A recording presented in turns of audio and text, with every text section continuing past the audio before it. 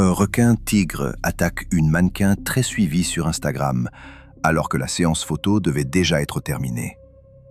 Un barman de Las Vegas dépasse des drapeaux d'avertissement pour relever un pari de 20 $ et ne revient jamais sur la plage. Voici 6 récits d'attaques de requins. Le premier se déroule en Australie occidentale, où un requin-tigre remonte une traînée d'appât avant de frapper une jeune femme de 25 ans en pleine séance photo. Nous sommes le 16 juillet 2017, au large d'un réseau de récifs isolés d'Australie occidentale. Sous l'eau, la visibilité est exceptionnelle, environ 15 mètres d'une clarté bleue presque parfaite. L'endroit se trouve assez loin du continent pour donner l'impression que personne ne l'a encore touché. Quant à la lumière de l'après-midi, elle offre exactement ce que la côte occidentale australienne sait produire de plus spectaculaire. C'est précisément pour cette lumière que Madison Blake est venue jusqu'ici. Âgée de 25 ans et originaire de l'Arizona, Madison a consacré 3 années à développer son audience sur Instagram grâce à une formule très précise. Des paysages saisissants, des tenues réduites au minimum et un appareil photo capable de mettre les deux en valeur. Elle n'est ni journaliste spécialisée dans le voyage, ni créatrice de contenu d'aventure. C'est une mannequin qui a parfaitement compris que l'océan constitue son meilleur décor et que plus le cadre paraît impressionnant, plus l'image attire l'attention. En 2017, elle compte déjà plusieurs centaines de milliers d'abonnés. Tout son calendrier repose sur la recherche de la prochaine photographie exceptionnelle. Celle qui oblige les gens à interrompre leur défilement. Celle qu'ils enregistrent, partagent et commentent. Madison n'est pas imprudente au sens le plus évident du terme. Elle se renseigne sur les lieux, engage des photographes et organise ses séances en tenant compte de l'angle de la lumière comme des horaires de marée. Mais elle a une habitude bien ancrée. Lorsque la version raisonnable ne produit pas l'image qu'elle avait imaginée, elle dépasse les limites convenues. À ses yeux, le risque reste quelque chose que l'on peut maîtriser grâce à un bon repérage et au choix du moment idéal. Pour cette séance, elle a affrété un ancien bateau de pêche transformé au départ d'une petite ville côtière. À bord se trouve une installation privée de plongée en cage, exploitée par 2 guides indépendants qui proposent aux touristes une expérience située en dehors des circuits habituels.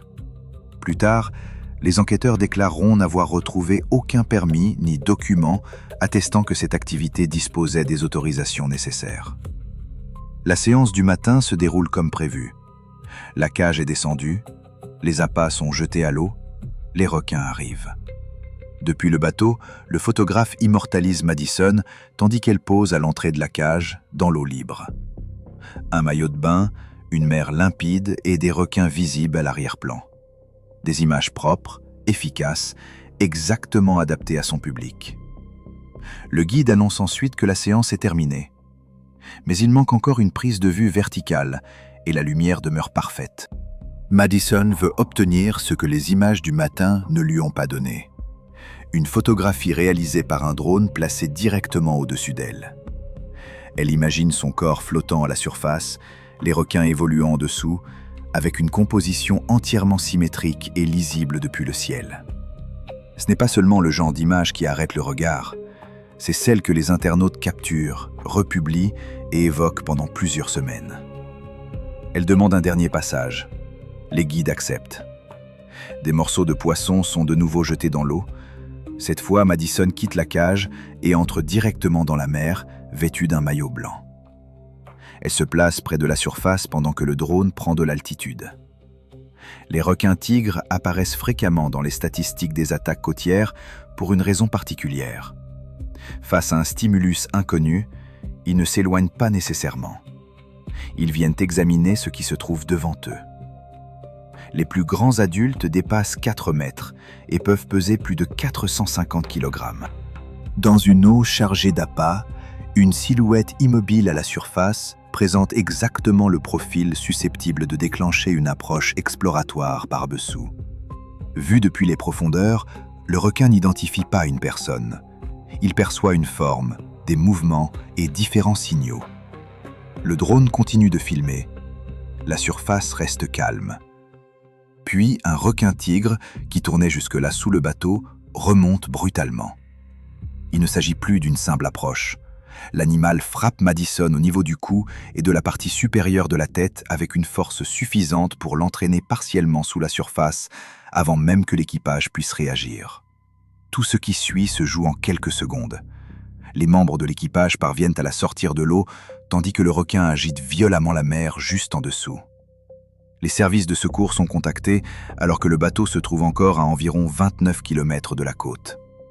La batterie du drone s'épuise avant que le navire n'atteigne le rivage.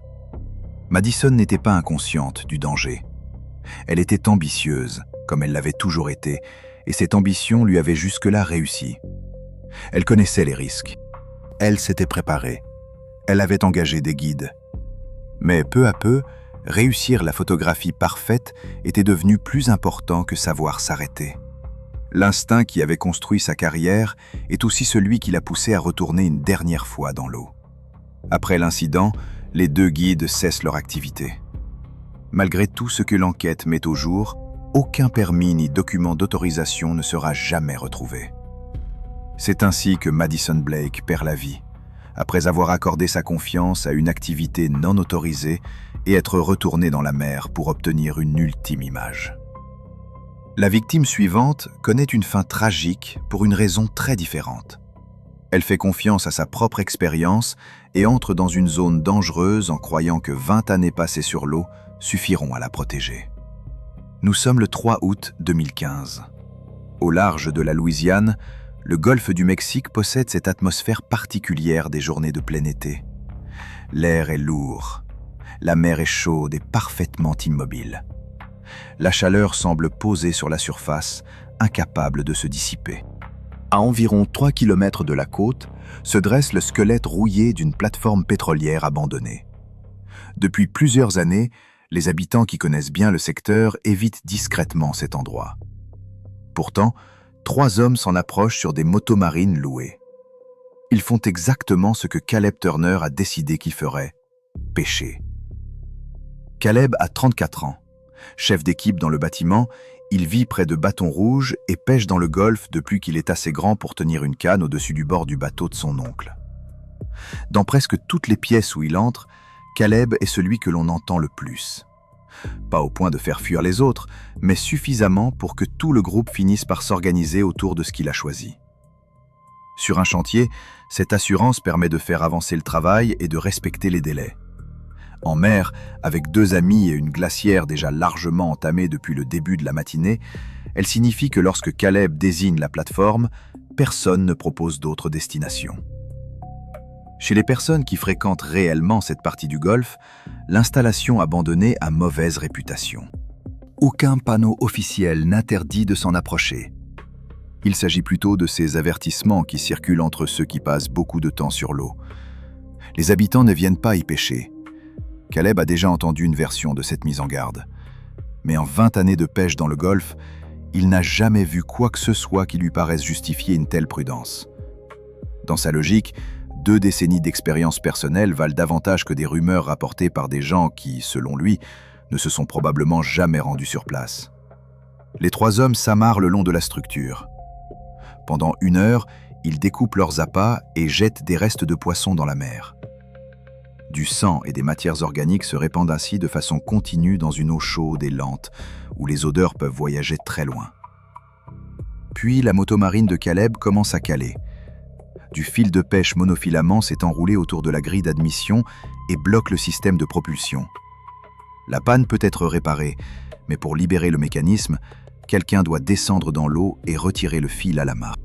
Or Caleb Turner n'est pas le genre d'homme à demander à quelqu'un d'autre de régler un problème qu'il estime pouvoir résoudre lui-même. Il se met à l'eau.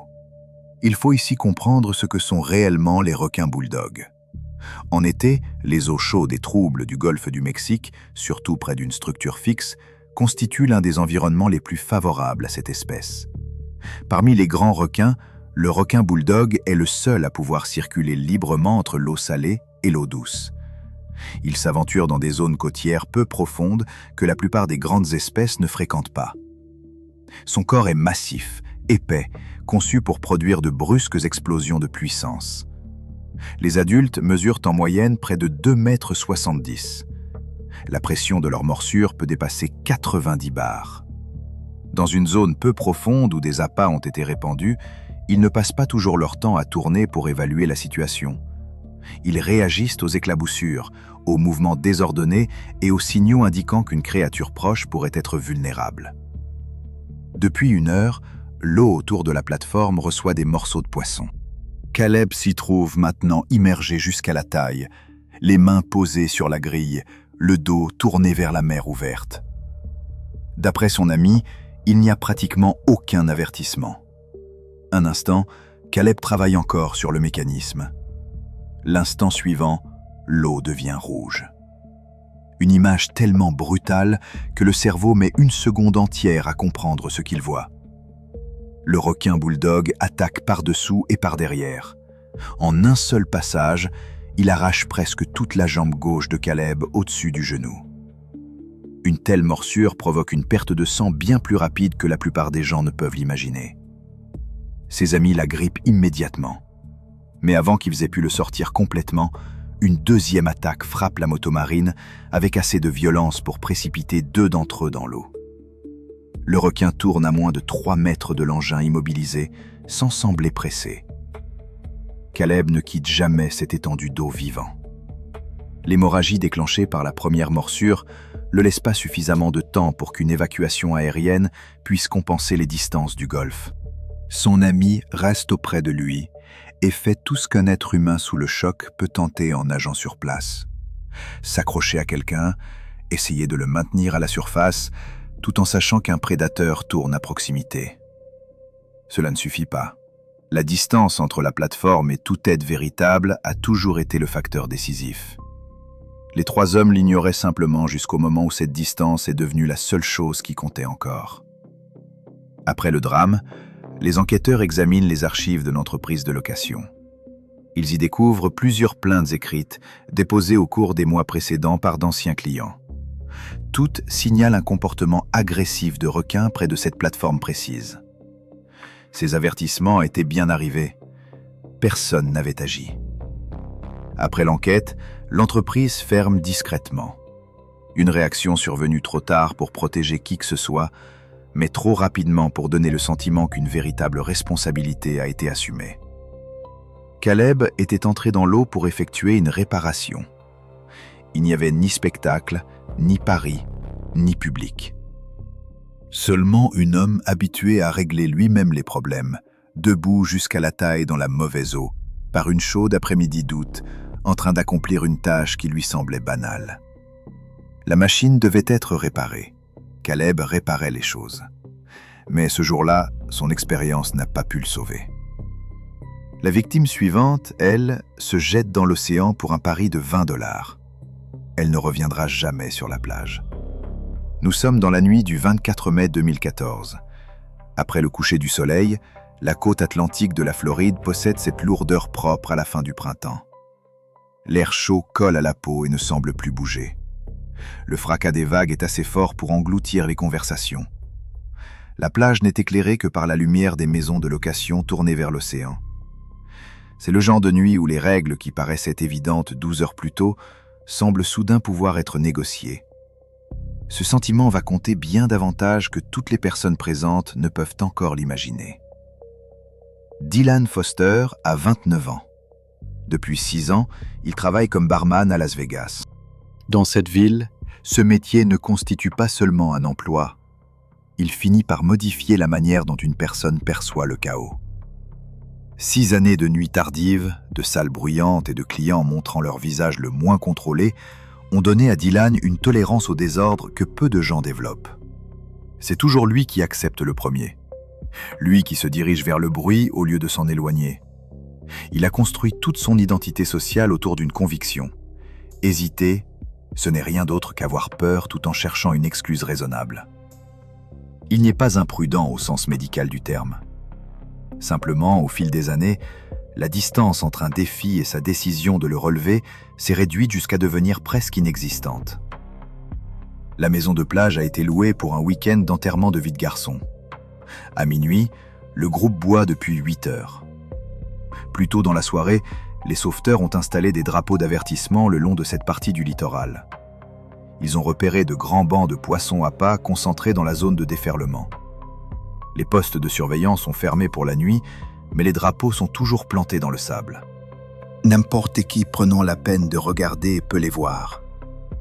Pour un pari de $20, Dylan court droit devant lui et les dépasse. Il franchit les vagues, continue au-delà de l'endroit où ses pieds ne touchent plus le fond et atteint environ 37 mètres du rivage. Il avance dans des courants agités, en pleine obscurité, comme si la distance et la nuit n'étaient que des éléments supplémentaires du défi, alors qu'elles en représentent précisément les aspects les plus dangereux. Beaucoup de personnes imaginent les requins comme des animaux vivant uniquement en pleine mer. Pourtant, cette histoire se déroule dans une zone où l'eau n'atteint parfois que la poitrine. Le requin bulldog est l'espèce responsable du plus grand nombre d'attaques mortelles dans les eaux côtières de Floride. La raison tient à sa constitution. Cet animal est parfaitement adapté à cet environnement.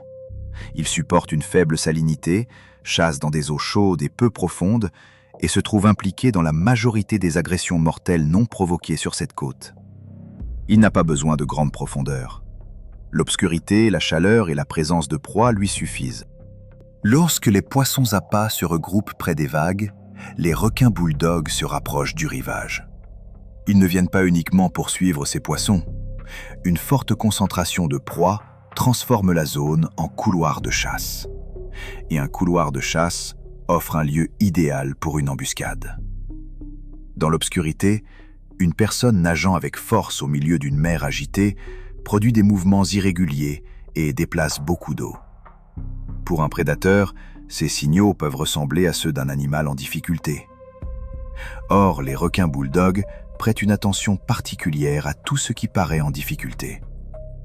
L'océan, lui, ne tient aucun compte des intentions.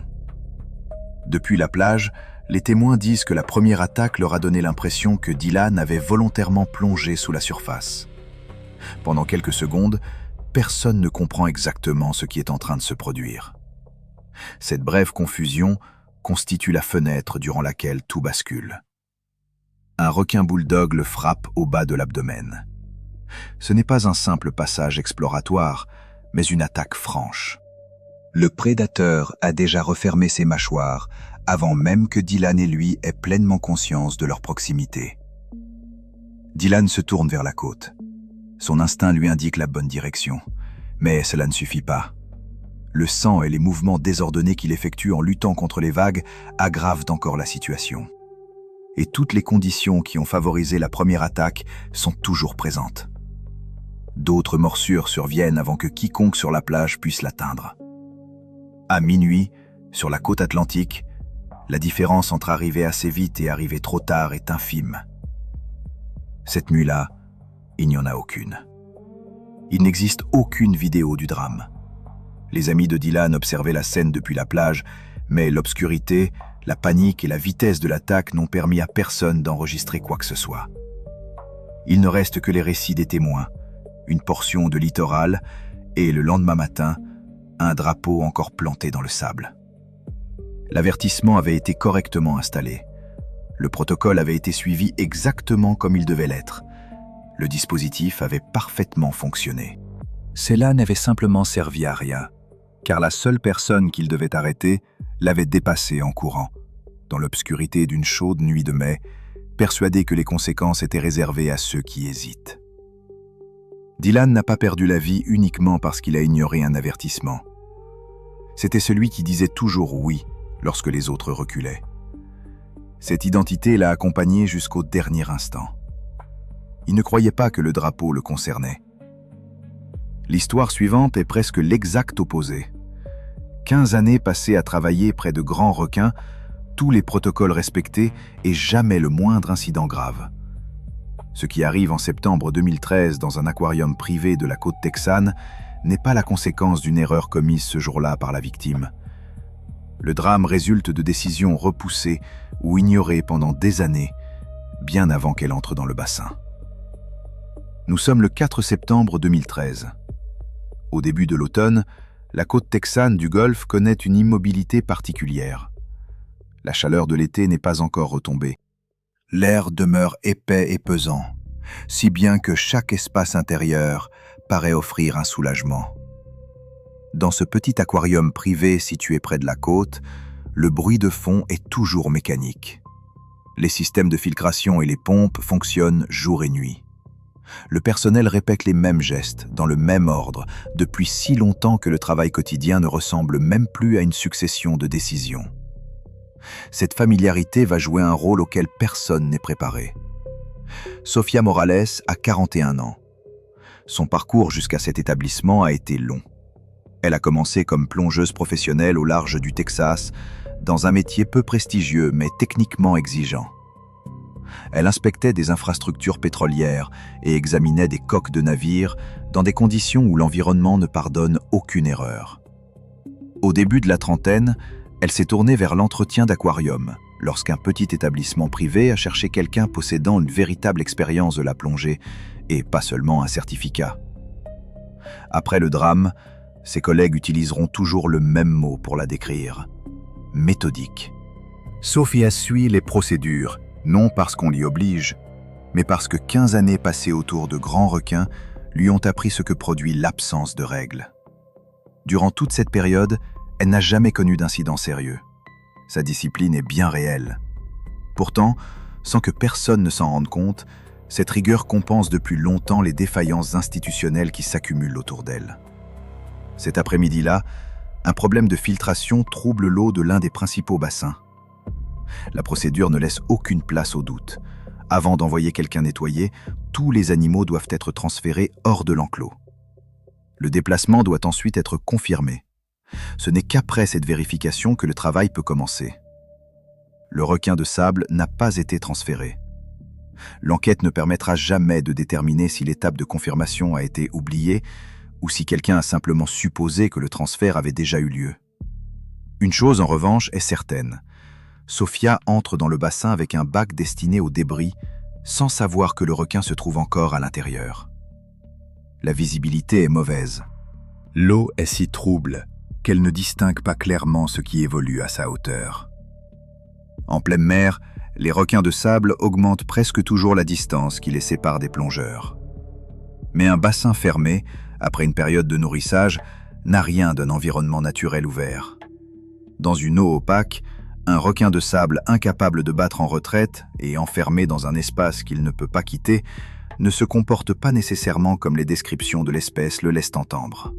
Lorsqu'un grand animal subit brusquement un contact de tout son corps dans un lieu clos, sans issue, sa réaction est immédiate et défensive. Sofia et le requin se rencontrent dans l'eau trouble sans que l'un ou l'autre ait vu l'approche. Le requin mord. Ce n'est pas une séquence de prédation, c'est la réaction défensive d'un animal surpris à très courte distance et privé de toute possibilité de fuite. La morsure atteint Sofia à l'épaule et au cou. Le requin, pris de panique, se débat ensuite violemment contre la paroi du bassin. Les blessures physiques, elles, ne font aucune différence entre une attaque prédatrice et une réaction de défense. Le personnel se précipite vers la porte d'accès hydraulique. Ce dispositif fait déjà l'objet de rapports signalant des problèmes d'entretien. Les défauts ont été consignés et transmis, mais jamais réparés. Ouvrir la porte prend plus de temps qu'un protocole d'urgence ne devrait jamais l'autoriser. Bien plus de temps que la situation ne peut en accorder. Après l'incident, les inspecteurs ne découvrent pas une unique défaillance catastrophique. Ils trouvent des années de réparation reportées, des registres d'entretien laissés sans suite et des plaintes du personnel concernant du matériel défectueux. Ils constatent surtout un écart toujours plus grand entre ce que l'établissement était censé être et ce qu'il était réellement devenu. L'ensemble ne tenait plus que grâce au professionnalisme des employés qui continuaient à y travailler. Depuis si longtemps, la discipline de Sofia absorbait silencieusement les défaillances de l'institution. À force d'être compensée par son sérieux, ces problèmes avaient cessé de sembler urgents aux personnes chargées de les corriger. L'établissement ferme définitivement et ne rouvrira jamais. Pendant 15 ans, Sofia a été la personne la plus prudente de chaque pièce dans laquelle elle entrait. Elle respectait les règles, faisait confiance au système qui l'entourait et accomplissait correctement son travail. Mais cet après-midi de septembre, rien de tout cela n'a suffi. Non parce qu'elle avait commis une erreur, mais parce que le bâtiment autour d'elle se dégradait en silence depuis des années. L'histoire suivante se situe à l'autre extrême. Ethan Walker n'a pas perdu la vie à cause d'une défaillance dissimulée autour de lui.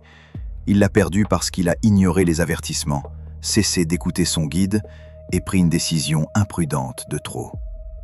Nous sommes le 29 juin 2016. Au large de la Basse-Californie, l'océan Pacifique possède cette couleur propre au début de l'été. Le bleu profond vire progressivement à l'indigo à mesure que l'on descend. La visibilité est si bonne qu'une profondeur de 12 mètres semble en mesurer seulement 6. Les récifs situés aussi loin de la côte n'ont pas été surexploités. Les poissons y sont plus gros. Les requins aussi. Lorsque l'on quitte un bateau pour entrer dans une eau magnifique, la distance qui sépare l'endroit de véritable secours paraît abstraite. Elle devient terriblement concrète dès que survient une urgence. Ethan a 38 ans. Pendant la majeure partie de sa vie adulte, il s'est consacré à des activités qui obligeaient les autres à reconnaître ses capacités. Jusqu'à la fin de la vingtaine, il participe à des compétitions amateurs d'arts martiaux mixtes. Les affrontements sont suffisamment réels pour lui donner une confiance physique qui n'est plus une simple idée. Elle devient une structure mentale, le prisme à travers lequel il interprète toutes les situations. Lorsqu'il ne peut plus participer aux compétitions, Ethan se tourne vers les sports extrêmes. Plongeon depuis des falaises, surf sur de très grosses vagues et pêche sous-marine en profondeur. Il n'en fait pas son métier, mais ses activités deviennent le centre de son identité. Il n'est pas homme à accueillir avec beaucoup d'ouverture les consignes données par un guide qu'il vient tout juste de rencontrer. Tout le reste repose sur ce détail. La sortie est une excursion privée de pêche sous-marine au large des récifs de Basse-Californie. Le groupe compte 2 autres plongeurs, un guide et un petit bateau. La zone est connue pour son excellente visibilité et pour la taille impressionnante de ses poissons. Le guide impose une seule règle. Les poissons morts doivent être attachés à une ligne flottante qui suit le plongeur. Ils ne doivent jamais être fixés directement à son corps. La raison ne nécessite aucune connaissance spécialisée. Cette consigne crée la différence physique entre un requin se dirigeant vers le poisson et un requin venant directement vers la personne. Ethan écoute. Puis il attache malgré tout ses prises à la ceinture qu'il porte autour de la taille et entre dans l'eau. Les requins-tigres comptent parmi les animaux les plus dangereux de l'océan. La raison n'est pas leur vitesse, ni même une agressivité aveugle telle qu'on l'imagine souvent. Leur danger vient de leur patience, associée à une absence presque totale de prudence. Ce sont des prédateurs au régime alimentaire extrêmement vaste. Ils mangent des poissons, des tortues marines, des mammifères marins et presque tout ce que l'océan place sur leur chemin. Lorsqu'ils rencontrent un objet inconnu, ils ne l'abordent donc pas forcément avec hésitation. Ils considèrent plutôt que l'examiner mérite l'effort. Autour des plongeurs, ils font preuve d'une assurance que les photographes sous-marins expérimentés décrivent comme profondément inconfortable. Leur approche n'est pas frénétique, elle est lente et déterminée. Ils tournent autour de leur cible, puis ils réduisent progressivement le rayon. Et ils ne se désintéressent pas facilement de ce qu'ils ont repéré. Un plongeur qui remonte plusieurs fois à la surface avec des poissons ensanglantés plaqués contre son corps produit exactement la combinaison de signaux qu'un requin-tigre interprète comme une occasion. L'odeur, les mouvements irréguliers et l'agitation à la surface. Depuis un certain temps, les 2 autres plongeurs voient le requin effectuer de lentes boucles dans les profondeurs autour du groupe. Tous 2 ont déjà commencé à regagner le bateau. Pendant ce temps, Ethan remonte encore 2 fois. À chaque passage, les poissons attachés à sa ceinture crèvent la surface avec lui. Le guide a repéré le requin et dit quelque chose. Ethan l'a-t-il entendu? Ou a-t-il rangé cet avertissement mentalement au même endroit que la consigne de la ligne flottante qu'il a déjà décidé d'ignorer? Très vite, cette distinction n'a plus aucune importance. Le requin-tigre arrive par-dessous et sur le côté. Il est bas, rapide et entièrement engagé dans son attaque. Le premier choc projette Ethan en arrière. La morsure suivante atteint sa poitrine et son épaule. Les autres plongeurs se trouvent déjà sur l'échelle du bateau. Ils se penchent, réussissent à l'agripper et le hissent hors de l'eau. Ils parviennent bien à le sortir. Cette partie du sauvetage fonctionne. Mais le moteur rencontre ensuite des problèmes. Le bateau dérive pendant toute la nuit. Les autorités mexicaines retrouvent l'embarcation le lendemain matin, à près de 10 km du lieu de l'attaque. Du matériel est éparpillé sur le pont. L'enquête confirme que toutes les consignes de sécurité avaient été clairement expliquées avant l'entrée dans l'eau. Un plongeur avait choisi de ne pas les respecter. Le dossier est alors refermé. Pendant près de 20 ans, Ethan avait fait confiance à son corps pour résister à tout ce qui pouvait se dresser devant lui. Et la plupart du temps, son corps avait tenu. C'est ce qui rend la confiance excessive si dangereuse. Lorsque tout finit toujours par bien se passer, on cesse peu à peu d'imaginer le moment où, pour la première fois, ce ne sera plus le cas. La dernière histoire est plus difficile à expliquer, car la victime n'a rien fait de mal. Nous sommes le 5 mars 2018. Au début du printemps, les Bahamas possèdent une beauté qu'aucune photographie ne restitue complètement. Près du rivage, l'eau ressemble à du vert pâle. Dans les faibles lives profondeurs, elle devient turquoise. Puis elle prend une teinte plus sombre et plus grave, là où les bancs de sable plongent dans les chenaux de marée. Tout paraît magnifique, limpide et paisible. Et pourtant, cet environnement reste totalement indifférent à la personne qui s'y tient. L'écart entre ce que l'eau montre et ce qu'elle dissimule va bientôt devenir essentiel. Olivia Lynn a 22 ans. Elle a obtenu son diplôme 2 semaines plus tôt et profite d'un séjour de 7 jours avec des amis. Depuis leur 3e année d'études, ils se promettaient de partir ensemble. Olivia n'est pas venue chercher une expérience extrême. Elle a étudié le stylisme à New York. Durant 4 années, son travail a reposé sur le jugement visuel, comprendre la lumière, construire un cadre et trouver l'angle qui transforme une image ordinaire en photographie réussie. Elle est douée pour cela. Le voyage aux Bahamas représente une récompense. La destination a été choisie précisément pour ses qualités visuelles. La couleur de la mer, sa transparence et la façon dont la lumière du matin traverse un banc de sable en donnant à tout ce qu'elle touche l'apparence d'un sujet digne d'être photographié. Olivia a emporté un appareil étanche, évidemment. L'excursion proposée est une rencontre classique avec des requins en eau peu profonde, organisée par un exploitant local. Un petit bateau conduit les touristes jusqu'à un banc de sable isolé où des requins nourrices évoluent dans une eau qui arrive aux genoux. L'expérience est photogénique, facile à gérer et présentée comme suffisamment sûre pour attirer des visiteurs qui n'ont jamais approché un requin. La séance de nourrissage se déroule exactement comme annoncé. L'eau est claire, les requins se comportent de manière prévisible. Olivia filme depuis l'instant où elle descend du bateau. Cependant, personne dans le groupe ne comprend les conséquences de 3 années de nourrissage répétées au même endroit. L'exploitant, lui, ne les a jamais expliquées clairement. Lorsqu'une activité distribue régulièrement de la nourriture dans un lieu fixe pendant plusieurs années, la population locale de requins apprend à reconnaître les signes associés. Le banc de sable finit par être relié à la présence de nourriture. L'arrivée d'un bateau, les personnes dans l'eau et l'agitation dans les faibles profondeurs deviennent autant de signaux conditionnés. Mais les animaux attirés ne sont pas uniquement les requins nourrices qui évoluent devant les appareils photo dans une eau peu profonde.